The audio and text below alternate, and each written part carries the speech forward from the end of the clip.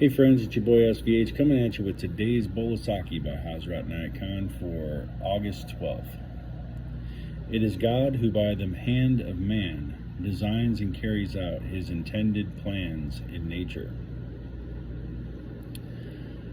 So let's break that down. It is God who by the hand of man designs and carries out his intended plans in nature. So God has a plan, right?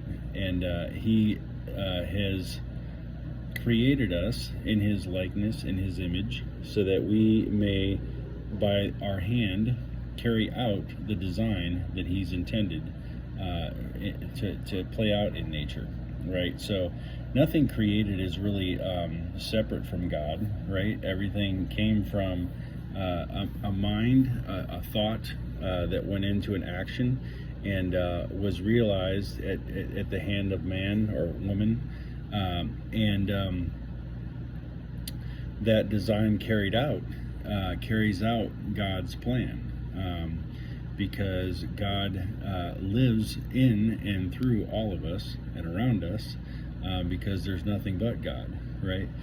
God is all that is and all that exists. So everything that we touch, everything that we see, everything that we experience comes from God, because God's plan has been carried out through the hand of man in all different aspects of life, right? So Merchant says, first we must understand what the word divine means. Divine means in a state of perfection. This state is experienced by God through man. In other words, when man has risen to the stage of development where he can be the perfect instrument of God, when nothing of his own being stands in the way of the direct impulse that comes from within, that spirit may be called perfect. That which is most precious, that which is the purpose of man's life, is to arrive at the state of perfection when he can be the perfect instrument of God. It is in this stage that man begins to realize the truth of the whole being, and he will think, the one whom I have called God, whose personality I have recognized, and whose pleasure or displeasure I have sought, has been seeing his life through my eyes, has been hearing through my ears. It was his breath that came through my breathing, his impulse which I felt, and therefore I know that this body, which I had thought to be my own, is really the true temple of God. I do not realize that this body was the shrine of God, not knowing that God experiences life through man.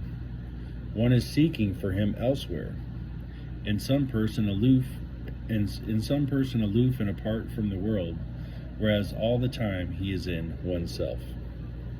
So that's a powerful thought in itself. You know, a lot of people do see God as far off or somewhere in the distance, or a guy on a cloud, in some other dimension, waiting for us to mess up, right? But that's not really the case. God is with us all the time, closer to us than our jugular vein, closer than the fishes are to the sea. Why is God called the Creator? Because the creation itself is the evidence of some wisdom working. No mechanical creation could result in such perfection as that of nature. All the machines of the scientists are built on the model of nature's mechanism, and every inspiration that comes to the artist is received from nature. Nature is so perfect in itself that it needs no scientific or artistic improvement upon it. But to satisfy the limited human fancies, man develops science and art. And yet, it is still the creation of God which is expressed in art and science through man, as in man, God is not absent. In some ways, man is more able to finish his creation, which God completes through man. Art is much more important than the average person realizes it to be.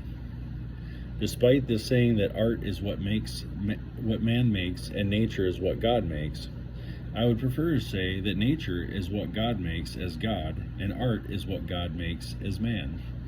I like that. The artist who has arrived at some perfection in his art, whatever his art may be, will come to realize that it is not he who ever achieved anything. It is someone else who came forward every time. And when the artist produces a perfect thing, He finds it difficult to imagine that it has been produced by him. He can do nothing but bow his head in humility before the unseen power and wisdom which takes his body, his heart, his brain, and his eyes as its instrument. Whenever beauty is produced in art, be it music or poetry or painting or writing or anything else, one must never think that man produced it. It is through man that God completes his creation. So that's a powerful teaching right there. And if you ascribe to this, then you realize how powerful you really are, because you are creating along with God your world, your environment, the experiences that you have, that other people have with you, and around you, and from your works, right? If you're an artist or a musician, I mean, how many times have we picked up an album that maybe was written 20, 30, 40 years ago, and it still moves us today? Or new people have discovered it that never heard it, when our parents heard it or whoever heard it years ago. So, this is something that spirit of God carries on through the art and through the expression, to where it can hold that beauty and carry it and complete that creation. So I love this. The artist who has arrived, let's see, I would prefer to say that nature is what God makes as God, and art is what God makes as man. I love that. That could be a bowl of sake in itself right there. So yeah, just a couple thoughts I wanted to share on today's bowl of sake. All of these really just kind of take us to task to think differently, open our minds to what the possibilities could really be. We limit ourselves so much when we have the unlimited one, the unlimited being of God within us, but yet we see ourselves as so limited. So change your perspective a little bit, change your mindset, and see yourselves as creating God's creation through your hands and through your art and through your expression, and see how much differently things will change in your life overnight. Trust me. All right, friends, have a great night. Appreciate you tuning into these as always, and I'll be back again tomorrow with another bowl of sake.